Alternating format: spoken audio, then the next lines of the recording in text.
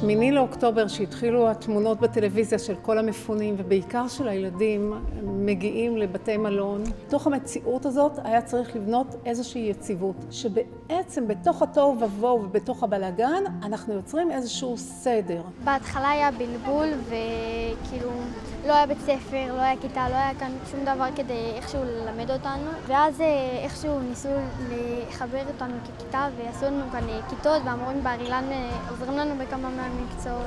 הגענו לכאן, חילקו אותנו לכיתות, לפי שלבי גיל, שיעורי שפה, מתמטיקה, מדעים, והכל כדי לתת להם את התחושה שהשגרה קיימת. זה להרגיש את הילדים מהכי קרוב ולהבין מה הם צריכים ופשוט להיות פה בשבילם.